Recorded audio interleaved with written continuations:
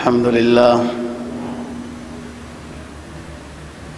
لله وكفى والصلاة والسلام على من لا نبي بعده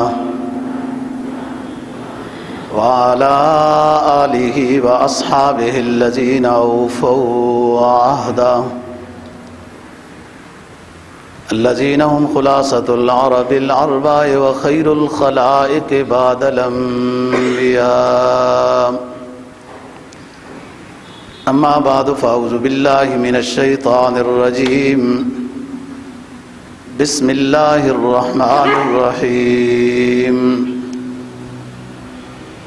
الذين ينفقون في السراء والضراء والكاظمين الغيظ والعافين عن الناس والله يحب المحسنين. قال النبي صلى الله عليه وسلم ردوا المسكين ولو بزلف محرق. صدق الله العظيم وصدق رسوله النبي الأمي الكريم ونحن على ذلك لمن الشاهدين والشاكرين والحمد لله رب العالمين.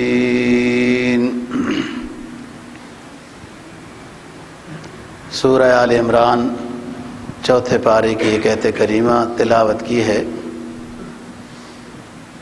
اور جناب نبی پاک صلی اللہ علیہ وسلم کا ایک فرمان تلاوت کیا ہے جس کو امام احمد نے اپنی کتاب مسند احمد میں روایت کیا ہے. نیک لوگوں کی صفات کا ذکر ہے. گزشتہ سبق پر بات ختم ہوئی تھی کہ جنت اللہ تعالیٰ نے متقی لوگوں کے لیے تیار کر کے رکھی ہے. تو متقی کون لوگ ہوتے ہیں؟ ان کی صفات کا ذکر ہے. الذین ينفقون فی السراء والضراء، جو اللہ کے راستے میں خرچ کرتے ہیں،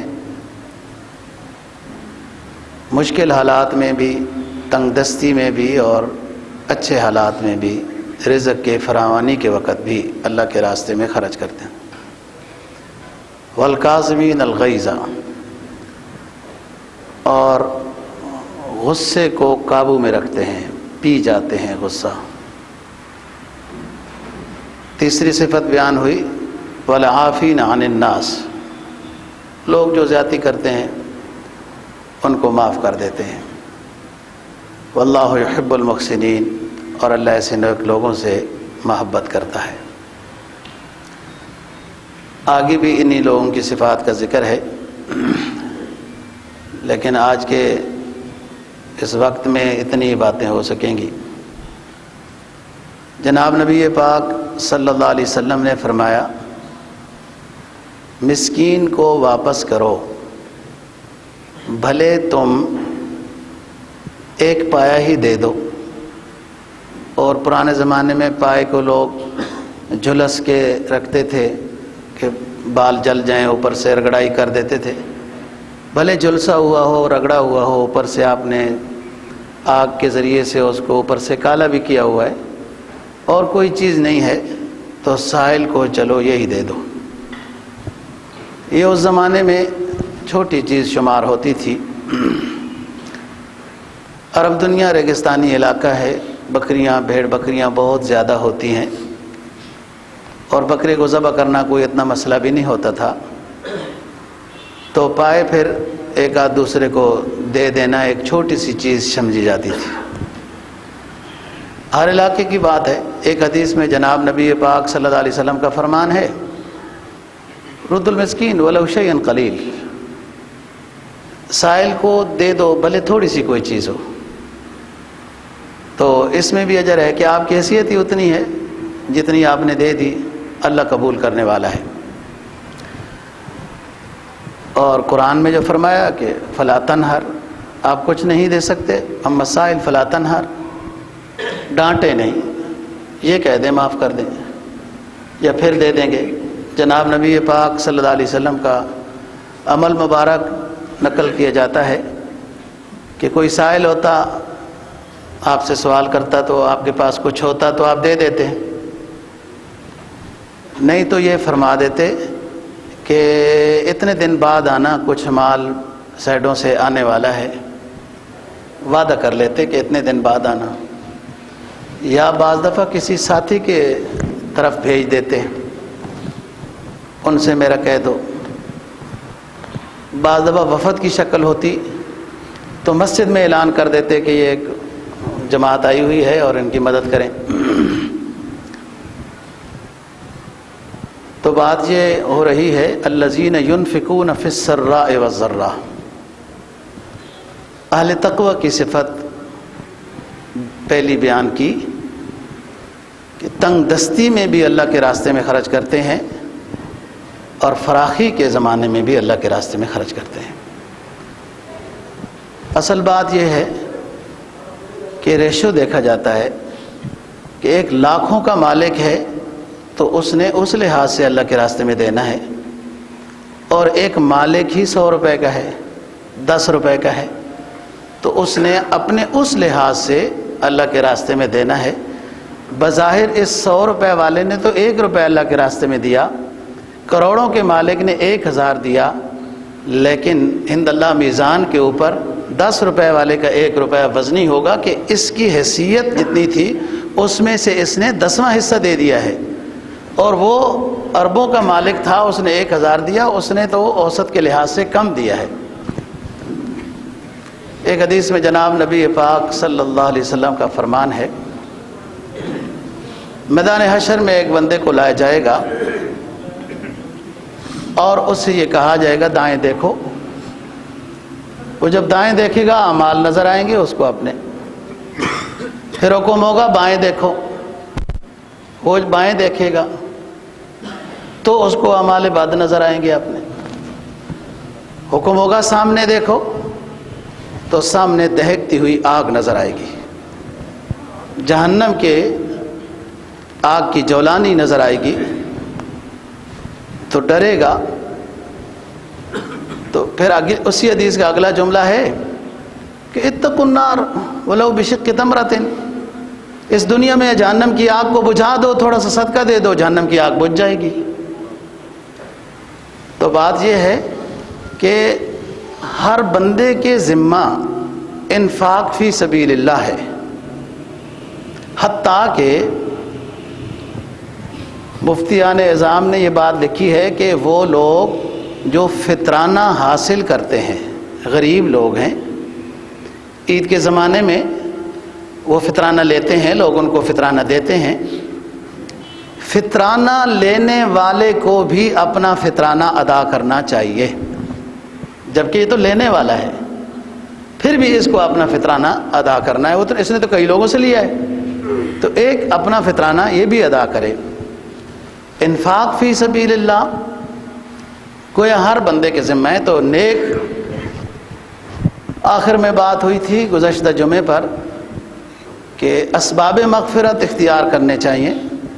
اسباب مغفرت میں نیکیاں ہیں جو انسان کو مغفرت کی طرف لے کے جاتی ہیں۔ نیکی آسانی سے بندہ کیسے کر سکتا ہے؟ کسی اللہ والے کی صحبت ضروری ہے۔ اب ہر کوئی بندہ پوچھتا ہے جی اللہ والے تو نہیں ملتے، فلان نہیں ہوتا، کہاں جائیں؟ وہ پرانے بزرگوں کے واقعات پڑھے ہوتے ہیں نا جی، کہ فلانے بزرگ یوں تھے تو اس طرح تھے، تو وہ اسی عینک سے دیکھتا رہتا ہے کہ اب تو ایسی کوئی کشف و کرامات نظر نہیں آتی، تو بزرگ کہیں نظر نہیں آتے، کیا کریں؟ چلو ہو سکتا ہے اسے نہ ملے ہوں، اصل بات یہ ہے کہ طلب صحیح نہیں ہے، مل جاتے ہیں۔ کوئی بندہ سچائی سے اللہ والے کو تلاش کرنا چاہتا ہے تو اسے مل جائے گا۔ اب یہ بات یہاں تک جمعے میں ہوئی تھی کہ اللہ والوں کی صحبت اختیار کرنی چاہیے تو نیکی کے کام کرنے میں آسانی ہوگی، اسباب مغفرت کو بجا لانے میں آسانی ہوگی جب نیک کی صحبت نصیب ہوگی۔ سوال یہ ہے کہ نیک کون ہے کہ جس کے پاس ہم جائیں اور بیٹھیں؟ ان نیکوں کی صفت یہاں ذکر ہوئی ہے کہ نیک لوگ جن میں یہ خوبیاں ہوں گی وہ نیک لوگ ہیں۔ یہ تقوی والے لوگ ہیں، اور تقوی والا کہتے ہی اس کو ہیں جو اعمال صالحہ کو بجا لاتا ہے اور گناہوں سے بچتا ہے، جیسے گناہ ہو جائے توبہ کر لیتا ہے، یہ تقوی والے لوگ ہیں۔ ایسے لوگوں کو تلاش کرو، الذین ينفقون فی السراء والضراء۔ تو طلب صادق ہو تو نیک لوگ مل جائیں گے۔ اس میں ایک آسان سا نسخہ ہے، نیک اللہ والے کو، نیک بندے کو ڈھونڈنے کا ایک آسان سا نسخہ ہے۔ وہ نسخہ یہ ہے کہ جب موقع ملے اور وقت مکروہ نہ ہو، نماز کا وقت ہو، آپ 2 رکعت نماز نفل صلاۃ الحاجت پڑھیں اور اس کے بعد اللہ سے دعا کریں کہ اللہ تعالیٰ مجھے کسی نیک بندے کی معیت عطا کر دے، کوئی نیک استاد مجھے عطا کر دے جس کی رہبری میں اپنی زندگی، عقیدہ، اعمال وغیرہ درست کر سکوں۔ یہ چند دن آپ یہ معمول رکھیں نا، 2 رکعت نفل پڑھتے رہیں اور اللہ سے مانگتے رہیں کہ اللہ جو آپ کی نظر میں نیک ہے، آپ کا محبوب بندہ ہے، میری اس سے ملاقات کرا دے، تو انشاءاللہ بہت جلدی یہ مسئلہ حل ہو جائے گا۔ تو اہل تقویٰ کی صفت بیان فرمائی، الذین ينفقون فی السراء والضراء۔ دوسری جگہ میں بیان فرمائی کہ سرا وعلانیہ، انفاق فی سبیل اللہ یہ خفیہ بھی کرتے ہیں، جب اعلانیہ ضرورت پیش آتی ہے تو اعلانیہ بھی کرتے ہیں۔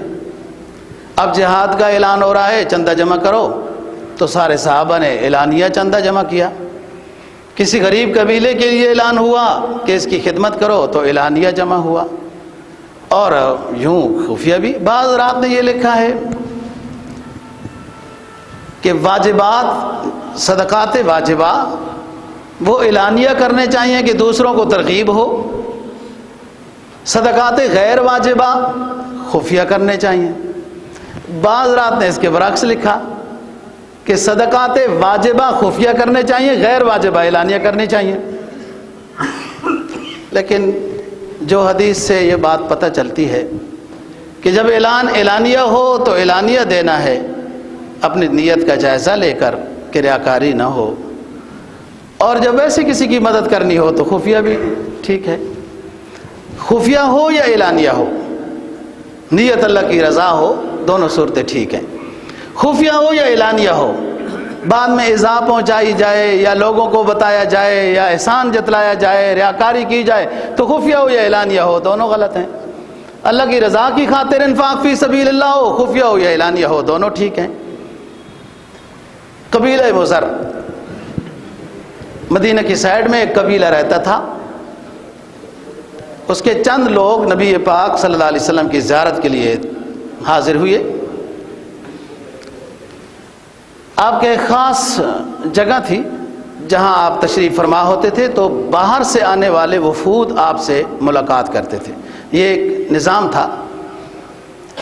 اور اس جگہ میں جو ستون ہے آج کل ریاض الجنہ میں، اس کو استوانہ وفود کہتے ہیں۔ وفود وفد کی جمع ہے، جو لوگ ملنے آتے تھے وہ نماز پڑھیں، ایک پڑھیں دوسری پڑھیں، جب دیکھیں کہ سرکار اس ستون کے ساتھ بیٹھ گئے ہیں تو مطلب یہ ہے کہ اب اذن عام ہے، جو باہر سے لوگ آنے والے ہیں وہ ملاقات کے لیے آ سکتے ہیں۔ لیکن ان کا طریقہ بھی یہ تھا کہ پہلے حضرت علی رضی اللہ تعالیٰ عنہ یا 1-2 صحابی اور تھے، پہلے ان سے ملیں، ان کو اٹھنا بیٹھنا سکھائیں، وہ ان کو وضع قطع بتائیں کہ ایسا نہ ہو کہ ایسی مطلب اٹھ کے آ گئے ہیں، یا میں اب اگلی بات بتاؤں، برداشت کرنا، کسی کی مونچھیں ٹھیک نہ ہو تو مونچھیں ٹھیک کر کے آئے، کسی کے بال غلط ہیں یا اس طریقے سے ہیں۔ حتیٰ کہ جب کسریٰ کا وفد ملنے آیا نا تو ادھر بیٹھے تو آپ نے یوں ادھر کر لیا، وہ اٹھ کے ادھر آئے تو آپ نے منہ ادھر کر لیا، دوسرے صحابی نے اشارہ کیا کہ پیچھے ہٹ جاؤ۔ وہ 2 دن ٹھہرے رہے۔ حضرت علی رضی اللہ تعالیٰ عنہ سے ساتھیوں نے کہا کہ آپ ملاقات کرو، پوچھو۔ حضرت علی رضی اللہ تعالیٰ نے بتایا، میرے ذہن میں جو بات آتی ہے وہ یہ ہے کہ آپ کا لباس فاخرانہ ہے، آپ کی مونچھیں بڑی بڑی ہیں، داڑھی کاٹتے ہیں آپ لوگ، میرا خیال یہ ہے کہ یہ بات ہے، آپ نا ہمارا لباس پہنیں، اپنی مونچھیں ٹھیک کریں، 1-2 دن ٹھہریں، داڑھی نکلنا شروع ہو جائے، ملاقات ہو جائے گی۔ انہوں نے ایسا ہی کیا اور پھر ملاقات ہو گئی، اب تو جناب کوئی مولوی صاحب آرام کر رہا ہو نا، کوئی ملنے کے لیے آ جائے، یہ کیا بات ہوئی جی، ہم ملنے کے لیے آئے، مولوی صاحب آرام کر رہے تھے اور ہمیں باہر بٹھا دیے، جی آپ اندر بیٹھے، ہمیں کہا 2 منٹ باہر بیٹھو، یہ کیا بات ہوئی، وزیر ہو گئے مولوی لوگ۔ ان کم بختوں نے اسلام کب سیکھا؟ 2 دن تک وفد بیٹھے رہے، 3 دن تک بیٹھے رہے۔ اگر سرکار دو جہاں صلی اللہ علیہ وسلم استوانِ وفود کے ساتھ تشریف نہیں فرما ہوئے تو وفد کو ملنے کی اجازت نہیں تھی، اور جب جلال غالب ہوتا تھا تو بہت قریب والے صحابہ بھی بات نہیں کر سکتے تھے۔ تو بات یہ ہے کہ استاد کا ادب و احترام ضروری ہے، لیکن انہوں نے دین کب سیکھا؟ رہ کر شیخ کی خدمت میں، کسی شیخ کے پاس بیٹھنے میں ادب آتا ہے، احترام آتا ہے، دین سیکھنے کا ڈھنگ آتا ہے۔ انہوں نے دین کب سیکھا؟ رہ کر شیخ کی خدمت میں، پڑھے کالج کے چکر میں، مرے صاحب کے دفتر میں۔ وہ دنیا سیکھی، اچھی بات ہے، اور ملازم بھی ہو گئے، لیکن ہم مسلمان ہیں، ہمیں اسلام کو بھی سیکھنا چاہیے تھا۔ سرکار دو جہاں صلی اللہ علیہ وسلم کا فرمان، من لم یرحم صغیرنا ولم یوقر کبیرنا فلیس منا، جس نے چھوٹوں پہ شفقت نہ کی، بڑوں کا احترام نہ کیا۔ بڑوں کا احترام یہی ہے کہ جب بڑے کے مزاج میں ملاقات ہے تو پھر آپ ملیں، ہر احترام میں ہر چیز داخل ہے۔ جس نے چھوٹوں پہ رحم نہیں کیا، بڑوں کا احترام نہیں کیا، ہم میں سے ہی نہیں ہے، وہ ہماری جماعت میں سے ہی نہیں ہے۔ تو استوانِ وفود کے ساتھ جب آپ تشریف فرما ہوئے تو قبیلہ مضر قریب آیا، آپ نے ان کی خستہ حالت کو دیکھا، غربت کو دیکھا، اور لباس کو دیکھا، ایک ایک چادر اوڑھی ہوئی ہے، اور انسان کی غربت تو ہر ادا سے نظر آتی ہے، جب حقیقت میں غربت ہو۔ ایک مصنوعی غربت ہے جو ہم نے بنائی ہوئی ہے۔ مہنگائی تو مہنگائی ہے، وہ تو ظاہر ہے کہ ایک جدید نظام آیا تو اس میں کچھ تو آئے گا، لیکن ایک غربت ہے کہ 2-2 لاکھ 4-4 لاکھ تنخواہیں ہیں، خرید پوچھو تو ایسے رونے لگ جاتے ہیں جیسے لگتا ہے کہ ان کو تو کچھ دینا پڑے گا، اللہ کا شکر ادا کرنا چاہیے۔ یہ کون سی غربت ہے؟ عزت کے ساتھ آپ کو اللہ نے رزق حلال کا روزی دیا اور آپ کو دینے والا بنایا، ماشاءاللہ اچھی بیوی بچے اولاد دیے، اتنا پیارا، جو اتنے پیارے نام کلمے سے ملک بنا، اس میں آپ کو رہائش اللہ نے عطا کی، پھر بھی رونا دھونا کیا گیا ہے غلامی میں مبتلا تجھ کو، کہ تجھ سے ہو نہ سکی فقر کی نگہبانی، مثل ماں چمکتا تھا جن کا داغ سجود، چھین لی ہے فرنگی نے وہ مسلمانی۔ رہ کے نا غلامی میں یہ بھی نہیں پتہ چلتا کہ اب کہنا کیا ہے، ہر حال میں مومن کی شان کیا ہے۔ الحمدللہ علی کل حال، الحمدللہ علی کل حال، جس حال میں رب نے رکھا اس حال پہ ہی اس کا شکر ہے، وہ راضی ہوتا ہے۔ اور جس نعمت میں آپ اضافہ چاہتے ہیں، قرآن تو قسمیہ الفاظ میں ہے، قسمیہ الفاظ میں دعوت دیتا رہتا ہوں، عربی زبان بڑی سیکھی آسان ہے۔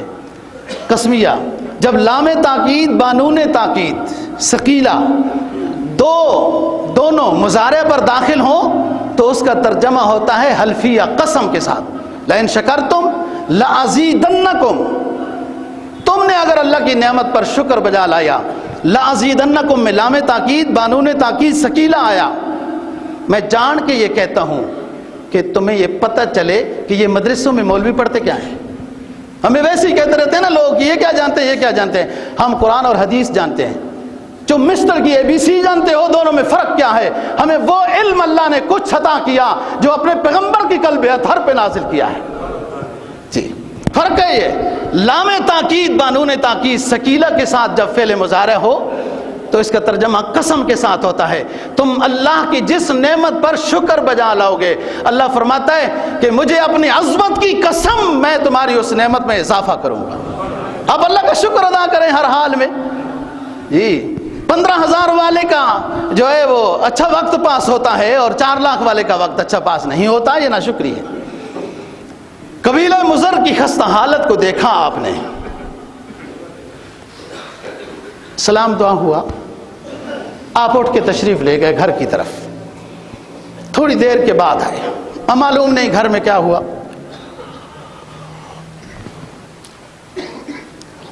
بعض دفعہ ہدایہ اطراف سے آپ کے گھر بھی آیا کرتے تھے، ہدیے مختلف طرح کے، یعنی یہ ایک محدثین کی رائے ہے، ٹھیک ہے نا، آپ نے نہیں فرمایا کہ میں گھر کیوں گیا تھا۔ شراح نے یہ بات لکھی کہ ہو سکتا ہے آپ گھر تشریف لے گئے ہوں ان کی حالت خستہ دیکھ کر کہ گھر میں کچھ ہے تو ان کو پہلے دے دیا جائے، ان کی حالت درست ہو جائے، لباس اچھا ہو جائے، یوں کیا جائے۔ واپس تشریف لائے تو نماز کا وقت ہو گیا، بلال کو کہا اذان دو، بس نماز کی تیاری ہو گئی، جماعت کرائی، جماعت کے بعد آپ کھڑے ہو گئے، فرمایا دیکھو ایمان والو، سب سے پہلے ایمان پر اللہ کا شکر ادا کرو، ایمان بڑی دولت ہے، یہ سمجھ میں آ جاتی ہے لیکن تھوڑے ٹائم کے بعد۔ ایمان بڑی دولت ہے، ایک مدت کے بعد سمجھ میں آتی ہے، مدت کے بعد ظاہر ہے اس جماعت میں جب آپ داخل ہوتے ہیں نا، پھر اس کے بعد اس نعمت کی قدر پتہ چلتی ہے۔ ہاں یہ آنکھ بند ہوگی تو پتہ چل جائے گی، کچھ لوگوں کو دنیا میں ہی پتہ چل جاتی ہے ایمان کی قدر اور ان کی کوالٹی ہوتی ہے۔ تو فرمایا سب سے پہلے تو ایمان کے اوپر اللہ کا شکر ادا کرو، اور پھر اپنی صحت پر وغیرہ بات کرتے گئے۔ فرمایا ایک جماعت آئی، ایمان والی جماعت آئی، ہمیں ملنے کے لیے آئی، ہم نے ان کی خستہ حالت کو دیکھا تو میں نے یہ سوچا کہ آپ کے سامنے بیان کروں کہ ان کی مدد کرو، جس صورت میں بھی قبیلہ مضر کی تم مدد کر سکتے ہو مدد کرو، جاؤ اپنے گھروں میں جس کے پاس جو کچھ ہے زائد وہ لے کے آؤ، اللہ کے راستے میں صدقہ کرو۔ کوئی لوگ کپڑے لے آئے، جبے لے آئے، کھجورے لے آئے، غلات لے آئے، کوئی درہم لے آئے، اس طرح کی چیزیں لے آئے۔ راوی عبداللہ بن جریر ہیں، مسلم شریف کی حدیث ہے۔ راوی کہتے ہیں کہ جب رسول الپاک صلی اللہ علیہ وسلم بیان فرما رہے تھے، ان کی خستہ حالت کو بیان کر رہے تھے، تو آپ کے چہرے انور پر بھی غم کے اثرات تھے۔ جب صحابہ نے آپ کی بات کو مان کر غلات کے ڈھیر لگائے، کپڑوں کے ڈھیر لگائے، تو یہی چہرہ جو غم و حزن کا ترجمان بنا ہوا تھا وہ سونے کی طرح، حدیث میں آتا ہے کہ وہ سونے کی طرح کھلکھلانے لگا، آپ کے چہرے پر تبسم آیا۔ اور پھر آپ نے قرآن مجید کی 5ویں پارے کی ایک آیت تلاوت فرمائی کہ تم نے اپنے ساتھیوں کی مدد کی ہے، یہ اس سے جو نیکی کریں گے، جو آگے یہ بھی سمجھیں گے کہ کسی غریب کی مدد کرنی ہے، تو یہ ایک اچھی سنت آپ نے ایجاد کی۔ تو وہ آیت آپ نے ارشاد فرمایا من یشفع شفاعتا حسنتا یکن لہ نصیب منہا ومن یشفع شفاعتا سیئتا یکن لہ کفل منہا وَكَانَ اللَّهُ بِكُلِّ شَيْءٍ عَلِيمًا۔ جس نے اچھی سنت ایجاد کر دی، ساتھیوں کی مدد کی، وہ بھی دیکھیں گے آج انہوں نے ہماری مدد کی، کل ہم نے بھی غریبوں کی مدد کرنی ہے، تو اچھی سنت ایجاد کر دی ہے۔ اور اگر کسی نے بری سنت ایجاد کی، ایک واقعتاً چور تھا، ایک چودھری صاحب نے اپنے علاقے کی چودراہٹ کا فائدہ اٹھاتے ہوئے چور کو، اوریجنل چور کو رہا کرا دیا، تو ایک بری سنت ایجاد کی ہے، چور کی مدد کی ہے۔ اور ایک بندے نے اچھا کام کیا تو اس کے لیے اچھائی کا ثواب ہوتا رہے گا، کوئی برا کام کیا یا برے کی مدد کی ہے تو اس لحاظ سے یہ نقصان ہوتا رہے گا۔ حضرات صحابہ کرام رضی اللہ تعالیٰ عنہ کی کوالٹی ہی یہ تھی دوستو۔ بات جب آئی، جب تک نہیں سمجھ تھی تو الگ بات تھی، جب آئی بات سامنے تو بس رک گئے، حدیث میں آتا ہے کان وقاف حدود اللہ تعالی، حضرات صحابہ کی شان یہ تھی کہ جب اللہ رسول کا پیغام سامنے آتا تھا تو ادھر ہی رک جاتے تھے بس۔ ایک صحابی آئے ملنے کے لیے رضی اللہ عنہ، مسافہ کیا، آپ نے ہاتھ پکڑ لیا، کہا انگوٹھی پہنی ہوئی ہے، سونے کی انگوٹھی پہنی ہوئی؟ کہا جی حضور۔ کہا جہنم کے چنگاری کو ساتھ اٹھائے پھر رہے ہو؟ آپ نے انگوٹھی اتاری، اس صحابی کی خود اپنے ہاتھوں سے انگوٹھی اتار کر پھینک دی، بات ختم ہو گئی۔ کہا سونا مرد کے لیے حرام ہے، بھلے 3 ماشے نہیں، 1 ماشے 1 رتی کی بھی انگوٹھی ہو تب بھی حرام ہے، عورت کے لیے حلال ہے میری شریعت میں، آخرت میں حلال ہوگا مرد کے لیے۔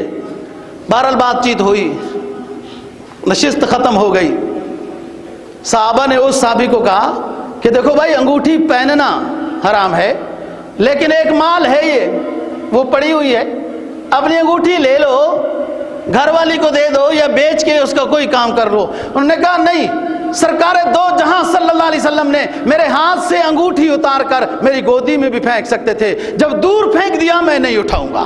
کانا وقاف حدود اللہ تعالی، یہ وہ لوگ تھے کہ جب اسلام کی بات سامنے آئی تو بس ختم بات۔ پھر قرآن کیا کہتا ہے؟ فرمایا وَيُؤْثِرُونَ عَلَىٰ أَنفُسِهِمْ وَلَوْ كَانَ بِهِمْ خَصَاصَةٌ، باوجود خود محتاج ہونے کے پھر بھی دوسروں کو ترجیح دیتے ہیں، مال و دولت کے ڈھیر لگانے والے نہیں ہیں، غلات کی ذخیرہ اندوزی کر کے اپنے بینک بیلنس بھرنے والے نہیں ہیں، گندم کی صورت ہو یا چینی کی شکل میں ہو، بات وہی ہے، غلات کی ذخیرہ اندوزی کرنے والے جس جماعت کے بھی ہوں، میدان حشر میں رسوائی کی شکل دے دی جائے گی، ان کو بتایا جائے گا غرباء پر یہ حملہ آور ہوئے، کمزوریوں کا فائدہ اٹھاتے ہوئے انہوں نے ذخیرہ اندوزیاں کر کے زیادہ نفع کمانے کی کوشش کی، اپنے لیے سانپ بچھو جمع کیے۔ قرآن کہتا ہے وَيْلٌ لِّكُلِّ هُمَزَةٍ لُمَزَةٍ الَّذِي جَمَعَ مَالًا وَعَدَّدَ يَحْسَبُ أَنَّ مَالَهُ أَخْلَدَ۔ اس کمبخت کو یہ نہیں خبر تھی یہ جو میں گن گن کے رکھ رہا ہوں، ظلم و ستم میں، زیادتیوں میں، رشوتوں میں جمع کر رہا ہوں، ناکارہ مال بیچ کر پیسے جمع کر رہا ہوں، جھوٹے قسمیں کھا کے اپنے لیے مال کے ڈھیر لگا رہا ہوں، حقیقت میں سانپ بچھو کے ڈھیر بنا رہا ہے۔ الذی جمع مالا وعدد، دوسروں کا حق کھا کے گن گن کے رکھتا ہے۔ یہ تو آج کی بات کر رہا ہوں، لیکن ایک دور خیر القرون کرنی کا بھی گزرا ہے دوستو۔ وَيُؤْثِرُونَ عَلَىٰ أَنفُسِهِمْ وَلَوْ كَانَ بِهِمْ خَصَاصَةٌ، باوجود خود محتاج ہونے کے دوسرے محتاج کو ترجیح دیتے ہیں، یہ حضرات صحابہ کی شان ہے۔ یاد کرتا ہے زمانہ ان جانثاروں کو، یاد کرتا ہے زمانہ ان جانثاروں کو، روک لیتے تھے جو بڑھتے ہوئے طوفانوں کو۔ علامہ کہتے ہیں ہاں دکھا دے ایسا تصور، پھر وہ صبح و شام تو۔ علامہ اقبال مرحوم کہتا ہے ہاں دکھا دے تصور، پھر وہ صبح و شام تو، دوڑ پیچھے کی طرف اے گردش ایام تو۔ کہف کا زمانہ آیا، مدینہ طیبہ میں لوگ دیکھتے ہیں شام سے کب غلات کے لدے ہوئے اونٹ آئیں گے، ہر روز لوگ کو دیکھتے ہیں کہ غلات کی کمی ہوئی ہے، یہاں بھی بڑے بڑے ارتی اسلام آباد چھوڑ کر راستوں میں موٹر وے پہ پہنچ جاتے ہیں کہ ان آنے والوں کو ٹماٹر کے ریٹ کا پتہ نہیں ہے، وہاں سستے خرید کر یہاں مہنگے بیچیں گے۔ ہر روز مدینہ والے دوستوں باہر نکلتے ہیں، اپنی ترستی ہوئی نگاہوں سے دیکھتے ہیں کہ کوئی وفد آئے گا شام کی طرف سے اور اپنے غلات کو بیچے گا، ہم اپنی ضرورت کو پورا کریں گے۔ حضرت عثمان غنی رضی اللہ تعالی عنہ کے سینکڑوں کی صورت میں اونٹ آئے جو غلات سے لدے ہوئے تھے۔ مدینہ کے تاجر عثمان غنی رضی اللہ تعالیٰ عنہ کے پاس جمع ہو گئے، ہمیں بیچ دیجئے، ہمیں بیچ دیجئے، ہم نفع دیتے ہیں۔ عثمان غنی رضی اللہ تعالیٰ عنہ نے یہ فرمایا، کون ہے مدینہ کے تاجروں میں سے جو مجھے کم از کم 10 گنا نفع دے گا تو اس کو دوں گا۔ سب تاجر پیچھے ہٹ گئے۔ معلوم نہیں تم جانتے ہو کہ نہیں، بڑے بڑے تاجروں کو میں تو بڑی اچھی طرح جانتا ہوں، 1 روپے کے پیچھے بھی اربوں کے مالک پیچھے ہٹ جاتے ہیں۔ ہٹ گئے پیچھے مدینہ کے تاجر کہ ہم بڑے بڑے تاجر ہیں لیکن 10 گنا نفع نہیں دے سکتے۔ آپ نے اپنے خدام کو یہ فرمایا، مدینہ کے مساکین پر، مدینہ کے رہنے والوں پر میرے تمام اونٹوں کا غلہ مفت تقسیم کر دیا جائے اور میں اپنے رب سے 10 گنا نفع حاصل کر لوں گا۔ جب قحط کا زمانہ آیا تو حضرات صحابہ رضی اللہ تعالیٰ عنہ کی یہ کوالٹی تھی، اور یہاں جب مشکل زمانہ آئے تو ہر مسلمان، میں مسلمان ہی سمجھتا ہوں، یہ بڑے بڑے تاجر یا جو بھی ذخیرہ اندر، ہمیں تو نہیں پتا، کہتے ہیں ہم زہر کر دیں گے، زہر کر دیں گے، یہ بھی زہر ہی ہوتے رہیں گے۔ جب غریب پس جائے گا غربت میں تو پھر زہر کب زہر کریں گے؟ سخت سزا ہے، اسلام اس کو پسند نہیں کرتا۔ رسوائی کی شکل میں ذخیرہ اندوزوں کو عذاب دیا جائے گا کہ انہوں نے نقصان پہنچایا امت کو۔ یہ سخی کی تعریف کیوں ہے؟ رازق اللہ ہے، سخی کی تعریف کیوں کی؟ کہ وہ کچھ جھلک اس نے اللہ کی صفت کے لیے لوگوں کو تقسیم کر رہا ہے۔ غنی نام، غنی نام اللہ کا ہے نا جی، اللہ کے صفاتی نام آپ پڑھیں نا، قرآن مجید کے شروع میں لکھے ہیں نا، غنی نام اللہ کا صفاتی نام ہے، اللہ کے صفاتی ناموں میں سے۔ نبی پاک صلی اللہ علیہ وسلم نے عثمان کو غزوہ تبوک کے موقع کے اوپر جب انہوں نے ڈھیر لگائے اشرفیوں کے، تو حضرت عثمان کو غنی کا لقب سرکار دو جہاں صلی اللہ علیہ وسلم نے تھا۔ یہ تو اللہ کا نام، وہ جو سخی کی تعریف ہے وہ اس لیے ہے کہ اللہ رازق ہے، لیکن ایک بندے کو اللہ نے جیتا، وہ ہوتا امتحان ہی ہے، یہ زیادہ رزق ہوتا امتحان ہی ہے، اور اس میں کامیاب کوئی کوئی ہوتا ہے، اکثر گن گن کے رکھنے والے ہوتے ہیں، اکثر گن گن کے رکھنے والے ہوتے ہیں۔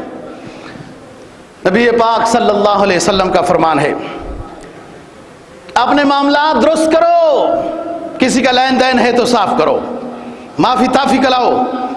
میدان حشر میں جو سکہ چلے گا، جو سکہ چلے گا، وہ سکہ تو درہم و دینار تو وہاں ہوں گے ہی نہیں، وہاں سکہ جو میدان حشر میں چلے گا وہ سکہ اعمال صالحہ کا ہے، اور جس کا پیسہ کھایا ہوا ہوگا یا کسی کی مجبوری سے زیادہ نفع حاصل کر کے پیسہ کمایا ہوگا یا ذخیرہ اندوزی کر کے، یہ مختلف قسمیں ہیں ڈاکہ ڈالنے کی، یہ معزز زمانہ ہے، یہ معزز طریقے سے ڈاکہ ڈالا جاتا ہے اور بندہ سمجھتا ہی نہیں ہے کہ مجھے تو لوٹا جا رہا ہے۔ جب اس طریقے سے لوٹا ہوگا تو پھر میدان حشر میں سکہ تو وہاں درہم و دنانیر کا نہیں ہوگا، یہ تو سب ادھر ہی، سب ادھر ہی رہ جائے گا۔ اور کفن کی چادروں کو تو جیب بھی نہیں ہوتی کہ تھوڑا سا اندر بندہ ڈال کے لے جائے، وہ تو سیدھا چولا ہوتا ہے، ویسے ہی چادر پہنا دی جاتی ہے۔ یا جب سکندر دنیا سے تو دونوں ہاتھ خالی تھے، اور نشروان نے کیا لکھا تھا؟ فرمایا لکھا تھا نوشیرواں کے در پہ بآب زر، دنیا کو فکر دینے کے لیے بڑا بادشاہ ہے، لے کے گیا ہے، لکھا تھا نوشیرواں کے در پہ بآب زر کہ اس منزل غریب کے ساکن کہاں گئے. ہفت اقلیم کا بادشاہ ہے، آج کیا لے کے جا رہا ہے؟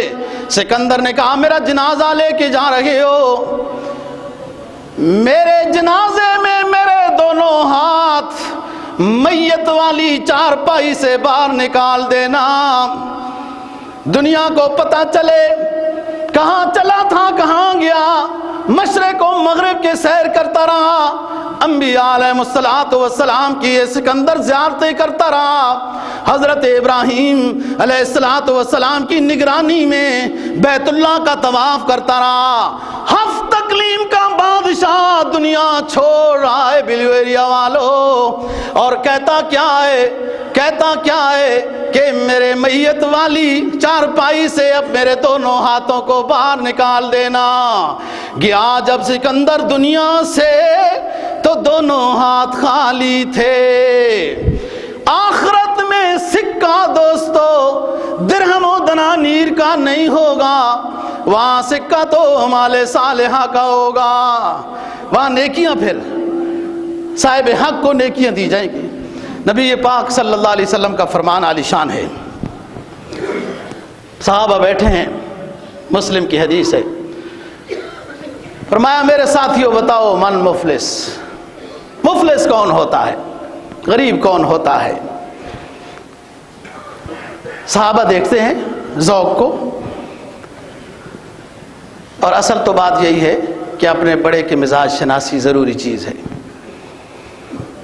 جب دوبارہ آپ نے سوال کیا اور آپ کے کھلے ہوئے چہرے کو دیکھا تو ایک صحابی نے عرض کیا حضور من لا درہم ولا دانیر، مفلس تو وہ ہوتا ہے جس کے پاس درہم و دنانیر نہ ہو. فرمایا ٹھیک ہے، دنیا کے لحاظ سے بات صحیح کی ہے، لیکن سنو میری امت کا مفلس کون ہوگا؟ میری امت کا مفلس فرمایا آتی یوم القیامہ بصیام وقیام وصدقات وصیام واطاعت مختلفہ. قیامت کے دن میرا امتی آئے گا نمازیں لے کر، صدقات لے کر، خیرات لے کر، حج و عمرے لے کر، بڑی بڑی بندگیاں لے کر آئے گا.